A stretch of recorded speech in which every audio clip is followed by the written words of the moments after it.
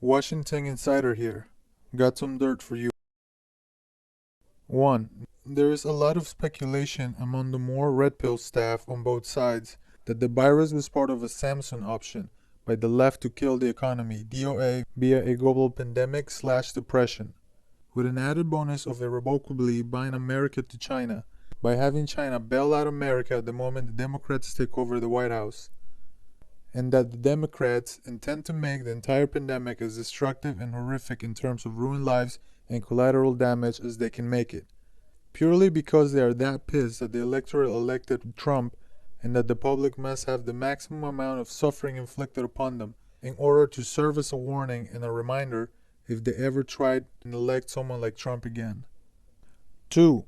Pelosi and Schumer truly fear that if Trump starts giving out free money to people, then it's game over for the Democrats in November, and they are going full third court Underwood to keep the rank and file Democrats in line so they don't break on this.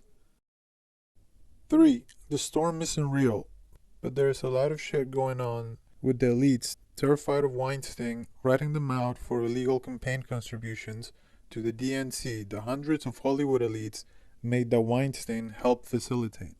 And a lot of dirt coming out, like Spielberg's audition video perving, that hasn't yet hit the fan. 4. The corporate resignations are due to another civil war going on in the executive world. There are those who are of the mind that if Trump gets re-elected, the corporate America must make amends and bend the knee to Trump.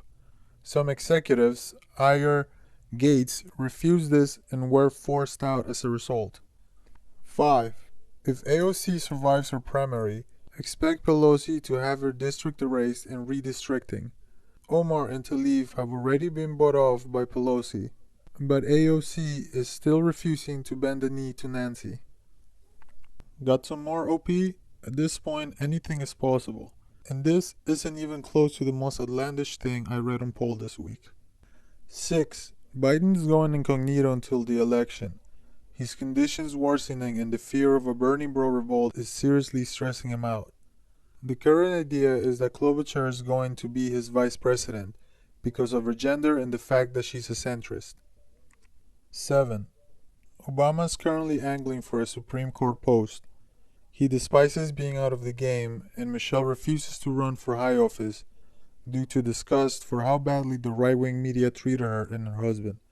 It's part of why Klobuchar has a leg up on Hillary. The plan is Obama gets Amy the vice president gig, and when Joe has to be taken out shortly in his run and Amy made president, Amy will reward Obama by setting up the constitutional crisis by nominating Obama to the Supreme Court regardless of a lack of an opening. This way, if the court packing fails, the DNC won't damage a future court nominee's chances, while if it works, they have Obama back in play as a political figure. 9. Bernie is basically done. His campaign is over, but he won't announce it yet until he and the DNC come up with a strategy to neutralize a Bernie Bro revolt that could cost Biden the election. Expect there to be a lot of whispers and rumors that Bernie will get cabinet positioning. He won't. And that Klobuchar was Bernie's idea for vice president. 10.